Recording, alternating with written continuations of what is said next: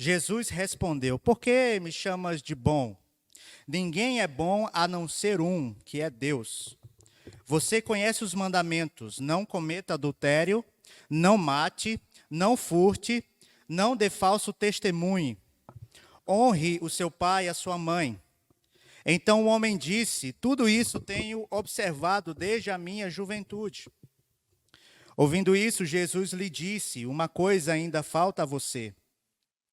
Venda tudo que tem, dê o dinheiro aos pobres e você terá um tesouro nos céus. Depois, venha e siga-me. Mas ouvindo ele estas palavras, ficou muito triste, porque era riquíssimo. Jesus, vendo assim triste, disse: Como é difícil para os que têm riquezas entrar no reino de Deus. Porque é mais fácil um camelo passar pelo fundo de uma agulha do que um rico entrar no reino de Deus. Os que ouviram isto perguntaram: Sendo assim, quem pode ser salvo? Mas Jesus respondeu: O que é impossível para o ser humano é possível para Deus. Então Pedro disse: Eis que nós temos deixado a nossa casa, seguimos o Senhor. Jesus lhes respondeu: Em verdade lhes digo que não há ninguém que tenha deixado casa, mulher, irmãos, pais ou filhos por causa do reino de Deus, que não receba no presente muitas vezes mais, e no futuro, no mundo por vir, receberá a vida eterna. É nessa perspectiva, irmãos, e certamente vocês já leram esse texto, ou então, no mínimo, vocês já ouviram alguma mensagem a respeito do jovem rico. Mas o objetivo hoje é refletir novamente sobre esse texto, e nessa oportunidade nós temos falado sobre uma série, a série chamada New Life, aproveitando inclusive a inauguração da nossa igreja, Nova Vida. No domingo passado nós falamos sobre o novo nascimento, a necessidade do novo nascimento. E agora nós vamos falar sobre outro encontro de Jesus. O encontro que Jesus teve com um jovem. Nós não sabemos o nome dele. Nós não sabemos o nome da família dele. Mas esse registro tão importante permaneceu tantos, centenas de anos, milhares de anos, para que a gente refletisse e aprendesse muito com isso. Eu tenho certeza que para você e para mim não existe coisa melhor, quanto consumidores, do que nós termos opções. Chegar no restaurante, pegar o cardápio, e eu sei que muitos estão pensando, eu sabia que o primeiro exemplo do Hernandes ia ser comida. Não pense assim do seu pastor, tenha misericórdia dele. Viu, Cláudia? Ele vai entrar na linha, te garanto isso. Tenho certeza que chegar no restaurante e pegar um cardápio com 100 opções é muito bom. Torna mais difícil a escolha, mas é muito gostoso isso. Assim como ligar o Netflix e perceber que você tem mais de 6.000 títulos à sua disposição para você assistir o tanto que você quiser, pagando o mínimo por mês. Se vocês forem como eu e como a Dani, a gente passa mais tempo escolhendo o filme e a série do que de fato assistindo. Mas ter opções é muito bom. Uma empresa, quanto mais opções de fornecedores que ela possuir, melhor. Porque assim ela tem várias possibilidades de negociação e sempre fechar o melhor negócio, ou pelo menos na maioria das vezes. Mas toda essa avalanche de opções que hoje o mundo nos dá, e que de fato é uma das bases da própria cultura ocidental, que é a liberdade de escolha. Nós temos acompanhado essas semanas, né, o levante do Talibã novamente assolando o Afeganistão. E temos visto que esses tipos de governo totalitaristas, a primeira ação deles é tirar a liberdade de escolha. É cortar as possibilidades. Você não pode mais ser cristão ali. Inclusive, sobre isso, Portas Abertas, um site muito respeitado, que fala sobre a perseguição da igreja, relatou que eles estavam em busca de cristãos a partir dos seus próprios aparelhos celulares. Ou seja, perguntavam para um, né, se ele era cristão, a maioria com certeza ia dizer que não. Mas ao pegar o aparelho celular, lá estava a Bíblia instalada, né? E eles estavam executando essas pessoas. É um governo totalitário. Mas essa avalanche de opções que está disponível hoje no mercado para qualquer coisa que você queira possuir, também tem trazido um efeito contrário. Tem pessoas que estão sofrendo psicologicamente por causa dessa sobrecarga de escolhas. Existem basicamente 3 tipos de escolhas que nós fazemos todos os dias. Aquelas escolhas que têm efeitos momentâneos. Quando você acorda, você decide o que vestir para ir trabalhar. Você decide o que você vai tomar de café da manhã. São efeitos momentâneos. Você tomou a decisão e pronto. Aquilo ali não vai influenciar na sua vida. Existem escolhas que têm efeitos mais duradouros, e a gente pode falar, como exemplo, o casamento. E aí, a gente tem, num primeiro momento, várias opções para escolhas com efeitos momentâneos. Agora, quando se trata de escolhas para efeitos duradouros, como o casamento, aí o funil se instaura. Porque aí já não é qualquer pessoa. Se você já casou, se você não casou ainda, você com certeza já tem aí os pré-requisitos. Posso citar como exemplo também a compra de uma casa. Certamente você tem já uma opção, um modelo em mente. 3 quartos, 2 quartos, são decisões que vão influenciar a sua vida inteira.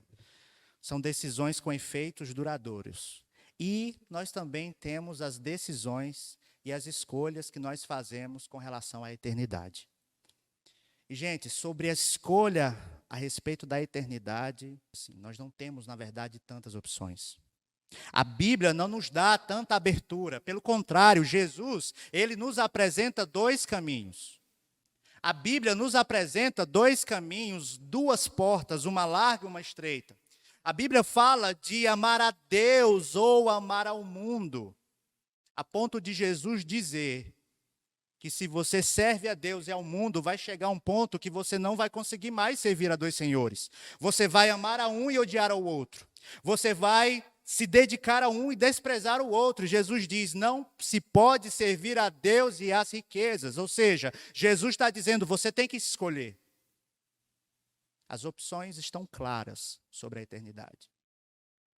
Ou você passará uma vida com Deus, ou você passará uma eternidade sem Ele. A decisão resta a mim e a você. Esse jovem teve a possibilidade, gente, a oportunidade de chegar a Jesus com uma intenção muito valiosa. Ele procurou a pessoa certa.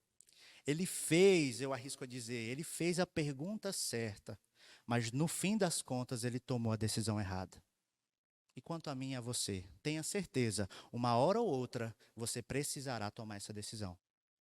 Seja agora na flor da idade, ou seja quando você já estiver no seu leito de morte. Você vai precisar escolher. Você vai precisar decidir. E eu queria ver com vocês esse texto, versículo após versículo, a partir do versículo 18, que diz assim, certo homem de destaque perguntou a Jesus, mas que homem é esse? Que jovem rico é esse? O que nós sabemos sobre ele? Lucas retrata ele como homem de destaque. E quando nós olhamos no original, essa palavra destaque, a palavra arcon, vai dizer que ele era um homem importante. Muito provavelmente, esse jovem, ele tinha um cargo na sua sinagoga, na sua igreja local. Ele era um homem de destaque. Significava também que ele estava vindo ou vinha de uma família muito importante. Naquela época não tinha a possibilidade das pessoas, como hoje, mudar seu status social. Hoje o pobre pode ficar de classe média, pode se tornar classe média, pode se tornar rico. Naquela época era muito possível você nascer pobre e morrer pobre. Você nascer rico também morrer rico. Então ele era jovem. Ele era um homem de destaque. E o texto também nos diz, lá no versículo 23 desse mesmo capítulo, que ele era um homem riquíssimo. Mateus e Lucas também trazem uma versão sobre esse texto. E eles retratam esse homem como dono de muitas propriedades. Ainda nesse texto que nós lemos, lá no versículo 21, nós vemos que ele era um fiel cumpridor da lei. Ele diz a Jesus: tudo isso eu tenho guardado desde a minha juventude. Gente, essas características assustam, porque Jesus não está falando com uma pessoa qualquer. Uma pessoa que não tem conhecimento. Antes, ele está falando com um homem riquíssimo. Um homem que era um dos principais da sinagoga, um homem que era estimado por todo o povo. É esse homem, é este jovem que procura Jesus com uma das perguntas mais importantes que nós poderíamos ouvir. E veja que logo em seguida ele diz: bom mestre, versículo 18, que farei para herdar a vida eterna? Veja que ele faz uma pergunta. Só que essa pergunta que ele mesmo faz, nós conseguimos enxergar que este homem tinha uma definição errada a respeito da salvação. Porque ele estava perguntando: o que eu posso fazer? O que eu farei para herdar a vida eterna? Jesus ouve a sua pergunta, mas antes de responder, ele vai tratar antes do coração dele. Porque veja que esse jovem rico, antes de perguntar, ele vai chamar Jesus de bom mestre. E parece algo bobo, mas em seguida Jesus desmonta essa fala do jovem rico, dizendo: por que você me chama de bom? Não há ninguém bom, a não ser um, que é Deus. Então, se Jesus, antes de responder o que ele teria que fazer para herdar a vida eterna, vai falar sobre ser bom ou não, então é importante a gente refletir sobre isso. Porque esse homem, ele era acostumado, sem dúvida nenhuma, de chegar nos lugares e ser bem recebido. E ser recepcionado com honra. Como nós vimos, ele era importante. E é muito possível que ele chega ao mestre Jesus, dizendo: bom mestre, mas não porque o seu coração reconhece que ele é Deus, como o próprio Jesus diz, só há um bom que é Deus, mas possivelmente porque ele estava buscando algum tipo de compensação por conta daquilo que ele estava falando. Ou seja, é como se ele dissesse: bom mestre, e esperasse ouvir de Jesus: diga, excelentíssimo jovem rico, que devo a honra de você, precioso mestre, precioso judeu, estimado por todos, me procurar. Jesus, irmãos, ele não olha para aquilo que a gente olha. Nós olhamos para a aparência e Jesus conhece o coração. Talvez eu e você teríamos agido dessa forma. Ficaríamos tímidos por conta da presença daquele que estava falando conosco, aquele homem rico, mas Jesus conhecia o seu coração. E então ele diz: não, só existe um que é bom, e este é Deus. Jesus estava sondando a intenção desse jovem. Jesus não estava com raiva, porque a primeira vista dá a entender que Jesus está sendo até mal educado. Poxa, o jovem rico foi tão educado com ele, bom mestre, rabi. E de fato Jesus era mestre. Todos reconheciam que Jesus era um grande mestre, porque ele ensinava como quem tinha autoridade, não como os escribas, como Mateus registra lá em Mateus 7. Mas as intenções do coração dele já estavam erradas. E então Jesus diz: bom só há um, que é Deus. E Jesus não está negando a sua bondade, porque Jesus é Deus. Mas ele estava querendo falar para o jovem: olha, ou você está me chamando de bom porque você reconhece que eu sou Deus, ou então você está procurando alguma compensação por causa da sua justiça própria. E isso você não vai ter.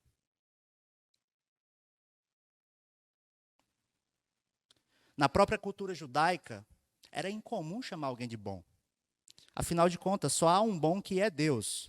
Salmos 34, 8 diz assim: provem e vejam que o Senhor é bom, bem-aventurado é quem nele se refugia. O Salmo 100, 5 vai dizer: porque o Senhor é bom, e a sua misericórdia dura para sempre, de geração em geração, a sua fidelidade. Jesus não nega ser ele Deus, mas ele estava sondando a intenção do coração daquele jovem. Só há um bom. Cristo, ele é bom. Deus é bom e nós somos maus. E então, Jesus agora parte para a pergunta. Porque o jovem fez uma pergunta: o que farei para herdar a vida eterna? E no versículo 20, Jesus diz: você conhece os mandamentos. Não cometa adultério, não mate, não furte, não dê falso testemunho, honre o seu pai e a sua mãe. Gente, tenho certeza que você conhece os 10 mandamentos. Talvez não de cor e salteado, mas você sabe que Jesus não se referiu a todos eles aqui. E por que Jesus fez isso? Veja bem que os 10 mandamentos diz que nós não devemos ter outros deuses diante da gente, que a gente não deve fazer imagem de escultura, que a gente não deve tomar o nome de Deus em vão, que nós devemos lembrar do sábado e guardar, que nós devemos honrar pai e mãe, que nós não podemos assassinar, seja com o coração, ou seja, fisicamente, tirar a vida de alguém, que nós não devemos furtar, que nós não devemos cobiçar, que nós não devemos dizer falso testemunho, que nós não devemos cobiçar aquilo que é do outro. Só que Jesus faz questão de citar apenas do 5º mandamento em diante. Por quê? Eu tenho certeza que vocês lembram que Jesus, certa vez, foi questionado a respeito do maior dos mandamentos. E ele diz: amarás o Senhor teu Deus de todo o teu coração, com toda a tua alma, com todo o teu entendimento. E o 2º mandamento é semelhante a este: ame o teu próximo como a ti mesmo. É sobre esses mandamentos que toda a lei e os profetas estão sustentados. O que Jesus quis dizer? Ele quis dizer que os 10 mandamentos estabelecidos por Deus nas tábuas da lei, no Antigo Testamento, eles foram resumidos. Do 1º mandamento até o 4º mandamento diz respeito ao nosso relacionamento com Deus. Não ter outros deuses, não fazer imagem, escultura, não tomar o nome dele em vão, santificar o sábado, porque é descanso do Senhor. E do 5º mandamento em diante diz respeito às nossas relações humanas. É como nós tratamos o próximo. Quando Deus diz que nós não podemos assassinar ninguém, Ele não está dizendo que tem a ver com ele. Afinal de contas, Deus não pode morrer. Mas Ele está dizendo: você não pode desejar no seu coração matar ninguém, mesmo se você já dirigiu aqui no trânsito de Parauapebas. Quem dirigiu aqui, quem dirige, sabe que esse mandamento é difícil guardar ele. Você não deve furtar aquilo que não é seu, tomar aquilo que é de outro. E é interessante que tem uma diferença entre falso testemunho e não assassinarás, que é bem interessante, porque não assassinarás é de fato tirar a vida de alguém com ódio no coração, por vingança.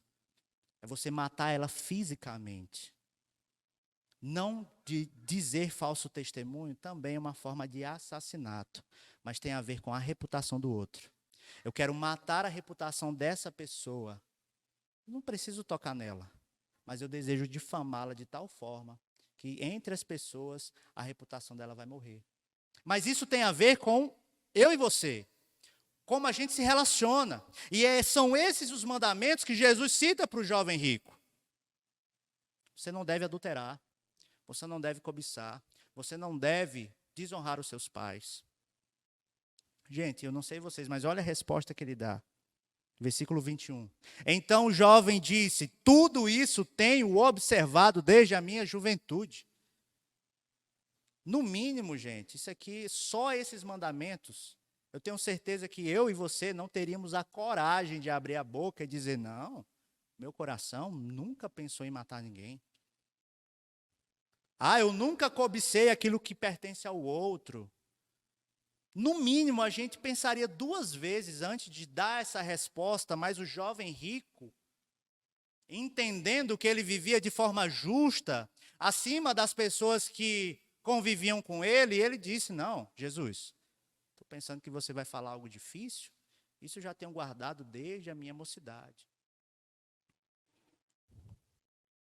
Apesar de haver uma profunda sinceridade no jovem, ao mesmo tempo é possível observar uma profunda ignorância moral e espiritual. Ele não tinha consciência dos seus próprios pecados. E então Jesus vai tratar do verdadeiro problema. Versículo 22 diz assim: ouvindo isto, Jesus lhe disse: uma coisa ainda falta a você. Venda tudo o que tem, dê o dinheiro aos pobres e você terá um tesouro nos céus. Depois, venha e siga-me.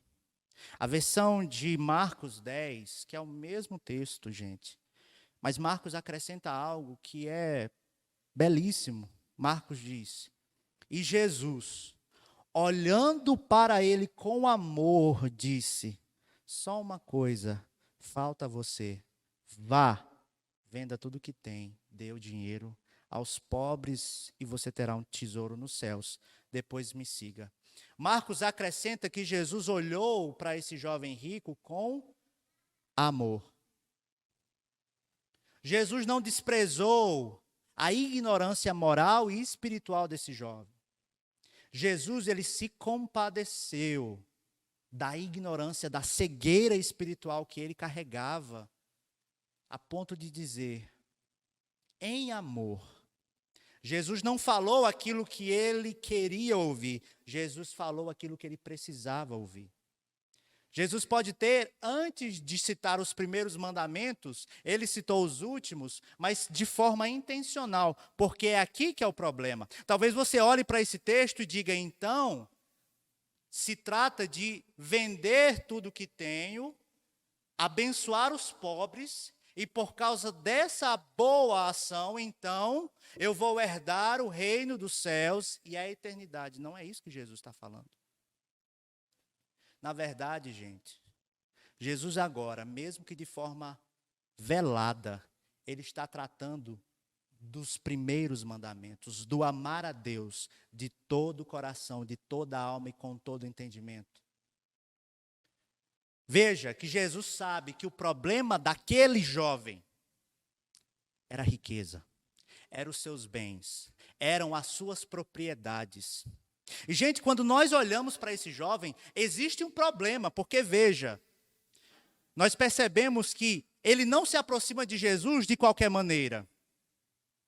Se você olhar lá em Mateus 19, Mateus acrescenta que esse jovem, ele correu e se colocou de joelhos diante de Jesus, para lhe fazer uma pergunta. O que ele podia fazer? Ou seja, ele estava desesperado em busca da resposta da vida eterna.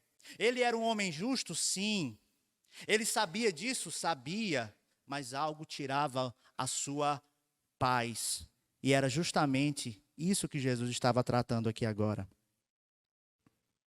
Jesus então disse: vai, vende os teus bens, dê o dinheiro aos pobres, e você vai ter um tesouro nos céus. A essência do pedido de Jesus aqui não está no dinheiro. Talvez as pessoas digam aí, não, mas o problema é ser rico. O problema nunca foi ser rico. O próprio apóstolo Paulo disse a Timóteo que o amor ao dinheiro é a raiz de todos os males, não o dinheiro. Pelo contrário, o nosso Deus é o dono do ouro e da prata. Isso não quer dizer que eu e você vamos ter todo esse ouro e toda essa prata, mas a bênção financeira, ela é uma consequência também da bênção espiritual que nós temos em Cristo Jesus. Mas o que ocupava o coração deste homem era o dinheiro e o seu amor às propriedades e às riquezas que ele tinha. Jesus é muito categórico. O problema não é o dinheiro. O problema é você encontrar no dinheiro, unicamente nele, toda a fonte de segurança, de conforto, de prazer, de alegria e de descanso. E a gente sabe como o dinheiro tem condições de fazer isso. Se eu te perguntar, você conhece alguém que por conta das posses que tem, acha que não precisa de ninguém, e acha que não precisa de igreja, e acha que não precisa de Deus? Certamente você vai lembrar de uma ou duas pessoas. porque o dinheiro causa isso. O dinheiro tem a condição de aflorar aquilo que já existe no coração. Veja que o maior dos mandamentos é amar a Deus de todo o coração. Como que esse jovem que guarda os mandamentos de honrar o pai, de não cobiçar, de não matará, como que ele vai amar a Deus de todo o coração se o seu coração está entregue ao dinheiro?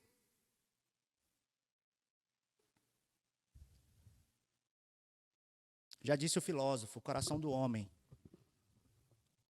tem um buraco do tamanho de Deus. A tendência do homem é tentar preencher esse buraco e esse vazio com coisas que não são Deus. Esse homem estava com o coração nas suas riquezas.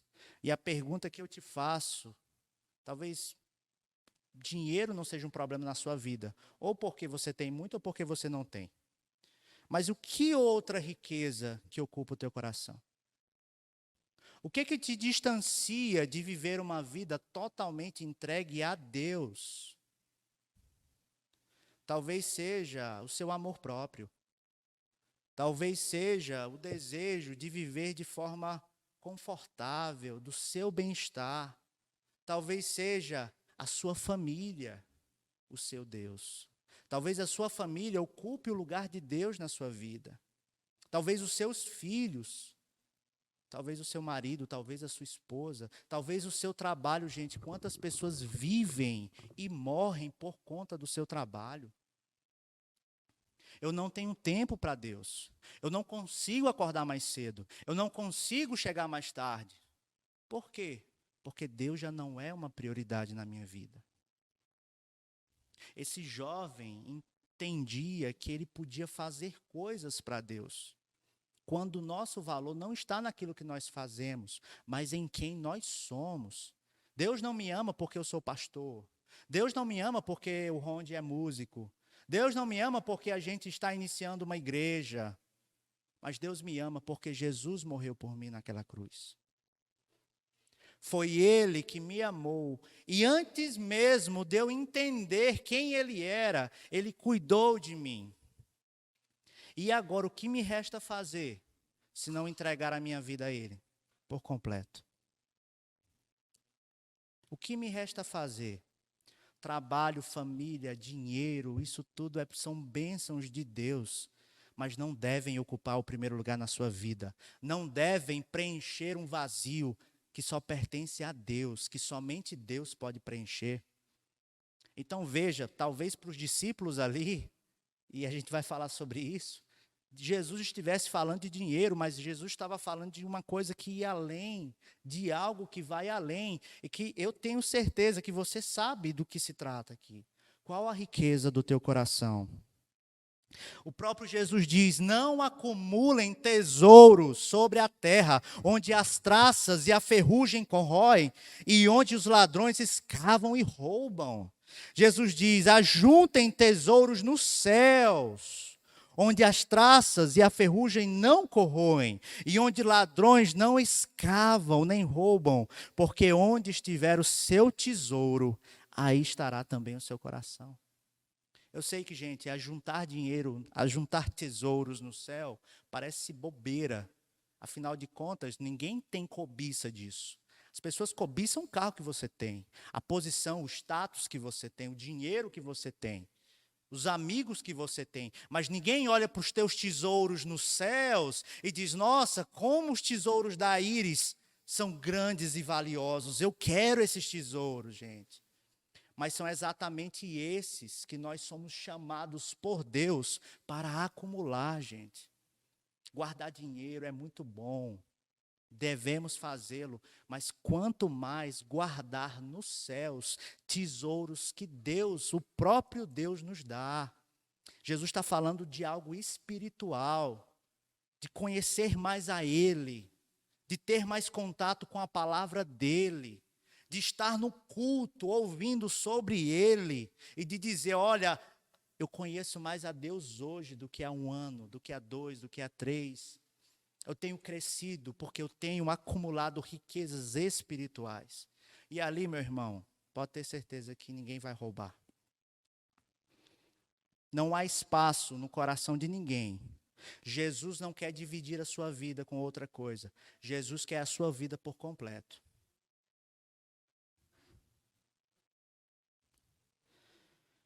Então Jesus deixou claro o que ele tinha que fazer. Ele não queria fazer? O que eu tenho que fazer para herdar? Então Jesus dá a ele algo a fazer. Vai, vende os teus bens, dá aos pobres. Você terá um tesouro no céu. Depois vem e me segue.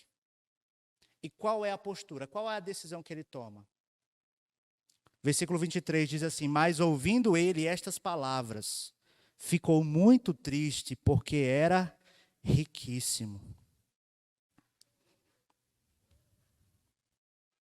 A história acaba aí. Podemos afirmar com toda certeza que esse homem não vendeu seus bens? Talvez não toda certeza, mas o que o texto nos aponta é que, diferente de Zaqueu, que voluntariamente vendeu ou se desprendeu de tudo que ele havia ganhado ilicitamente, não foi a mesma atitude desse jovem, o que nos leva a crer que sim, que ele não abriu mão das suas próprias riquezas. Isso prova o quê, gente? Que, de fato, o Deus na vida desse jovem não era o mesmo Deus que Jesus é. O Deus dele é o dinheiro. E aí então agora, a partir do versículo 24, Jesus se vira para os seus discípulos. Ele olha para os seus discípulos, olhando ainda para a expressão do jovem rico e diz: como é difícil para os que têm riquezas entrar no reino de Deus. E olha, quando a gente enxerga riquezas aqui não como dinheiro, mas como aquilo que nós consideramos de maior valor acima de Deus, e aí entra família, trabalho, bem-estar, conforto, prazeres, amigos, relacionamentos tóxicos. Quando a gente entende que Jesus está falando disso, veja, como é difícil para os que têm tudo isso entrar no reino de Deus. Porque é mais fácil um camelo passar pelo fundo de uma agulha do que um rico entrar no reino de Deus.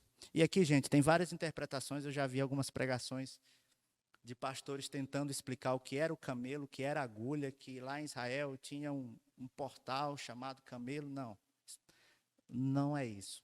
Jesus, mesmo que de forma cômica, ele está de fato se referindo a um camelo e ele está de fato se referindo a uma agulha.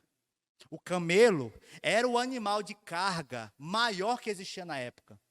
Ele chegava a 2 metros de altura, 650 quilos. E Jesus usa essa hipérbole para ilustrar como o que é semelhante à atitude daquele jovem.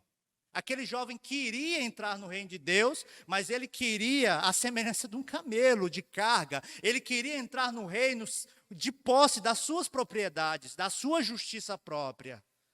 E todas as vezes que eu e você tentarmos entrar no reino de Deus, por conta daquilo que nós fazemos, por causa daquilo que nós somos aí fora, por causa de status social, por causa de dinheiro, se a gente quiser entrar no reino de Deus, carregando essas coisas, é tão impossível quanto tentar passar um camelo no buraco de uma agulha.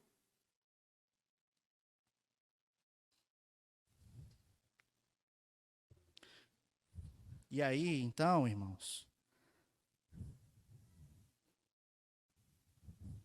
os discípulos chegam a uma pergunta, muito interessante, afinal de contas.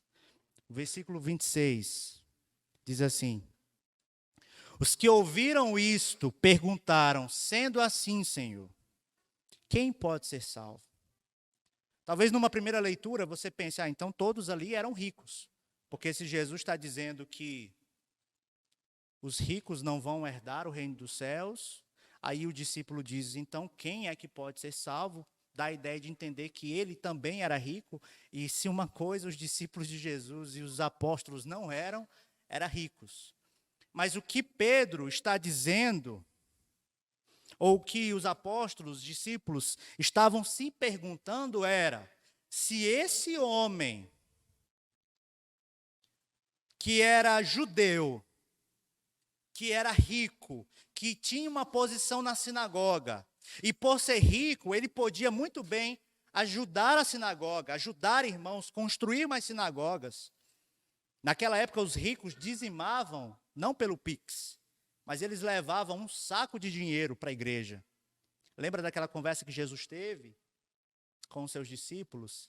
Que eles falaram, entrou um homem com um saco de dinheiro e ofertou. E entrou uma mulher com uma moedinha. E perguntaram a Jesus, quem aí deu mais? Jesus disse, aquele tirou do que sobrava. Aquela ali tirou do que não tinha. Então ela deu mais. Os ricos entravam com sacos de dinheiro. Então os discípulos estão dizendo, esse rico, jovem, talvez até bonito, status social, bem relacionado com todos, que guarda os mandamentos. Se ele, Jesus, não pode ser salvo, que dirá eu, um pobre, não tenho condição de ajudar a igreja, não tenho condição de ofertar, de ajudar ninguém, nem de me ajudar. Eu que preciso de ajuda, eu não consigo influenciar em nada na igreja. E então Jesus diz, no versículo 27, o que é impossível para o homem é possível para Deus. Irmãos, esse homem chegou a Jesus dizendo, o que eu posso fazer? E qual a conclusão que a gente chega? Você e eu não podemos fazer nada. Porque é impossível, Jesus está dizendo, quanto à salvação, é impossível para o ser humano ser salvo pela sua justiça própria. Porque nem os mandamentos, que são 10, a gente consegue guardar. A gente acorda, no fim do dia, você quebrou uns 4, todo dia, um atrás do outro. Sem falar aqueles outros que a Bíblia cita. Isso é impossível para o homem. E Jesus está dizendo, essa pergunta que vocês estão fazendo, realmente ela é, dentro da lógica humana, ela não faz sentido. Porque se ele, com toda a justiça, com todo o dinheiro, não vai entrar no reino dos céus, muito menos vocês. Só que aquilo que é impossível para vocês, é possível para Deus. E eu vim para tornar isso possível ao morrer naquela cruz por vocês. Não há salvação sem sacrifício. Jesus veio tornar isso que esse jovem buscava possível. A salvação, a vida eterna com Deus. Jesus ele não responde a pergunta do jovem, mas ele aponta para aquele que é o único capaz de salvar, a saber, Deus. Para aquele que é poderoso. E aqui, gente, a gente pode voltar lá para o início do texto. Eu queria voltar com vocês lá no versículo 19. E por que é impossível para o homem se salvar? Jesus responde isso também. Porque você me chama de bom. Ninguém é bom. O que Jesus disse anteriormente faz todo sentido agora, quando ele diz, aquilo que é impossível para o homem é possível para Deus. Sabe por quê? Porque o homem é mau e Deus é bom. Os governos que nós temos são maus e Deus é bom. Dilma é má e Deus é bom. Bolsonaro é mau e Deus é bom. O pastor Hernandes é mau e Deus é bom.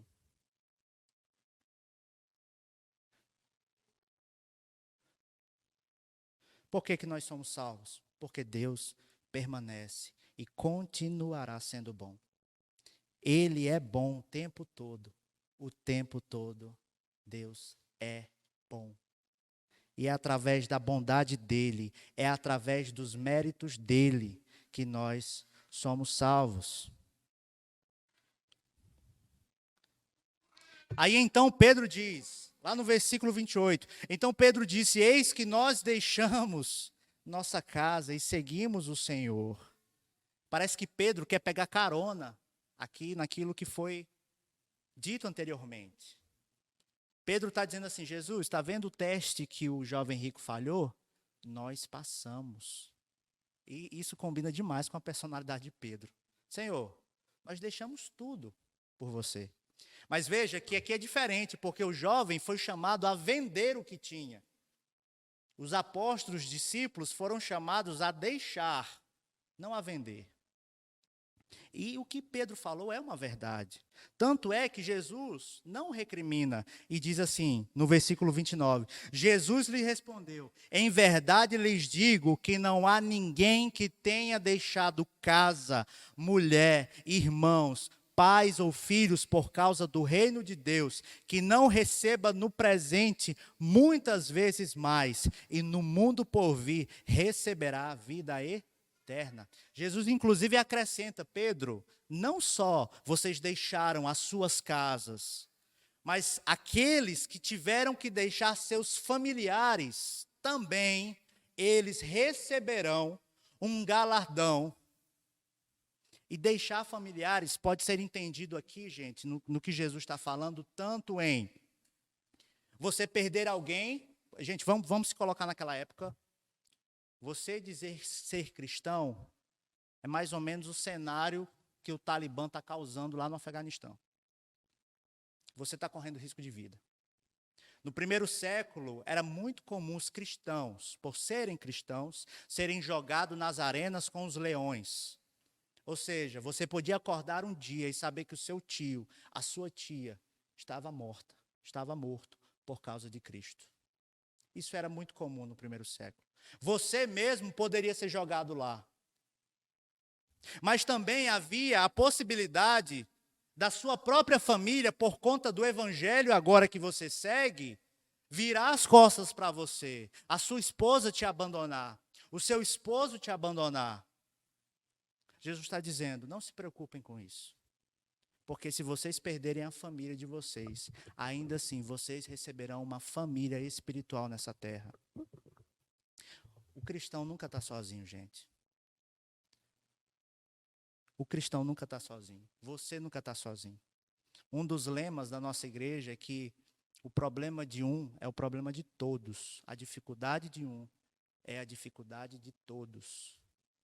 Jesus está dizendo, vocês que deixaram a família, os bens, vocês já recebem aqui o cuidado de Deus através das pessoas, através da igreja e através da própria vinda do Messias.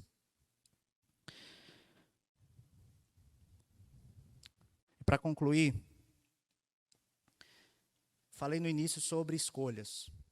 As escolhas com consequências momentâneas, escolhas com consequências duradouras, escolhas com consequências eternas. Falando sobre as escolhas eternas, qual é a tua escolha?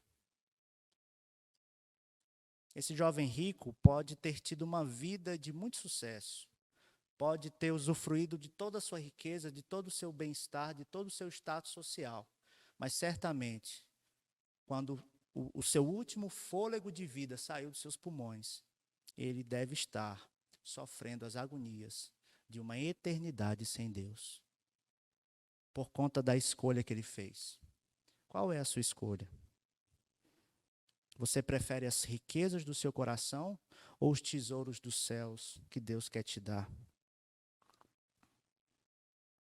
Não permita que o seu coração fique pesado com muitas coisas. Não permita que o seu tesouro seja a sua carreira. Porque experimente colocar toda a sua esperança na carreira profissional que você tem.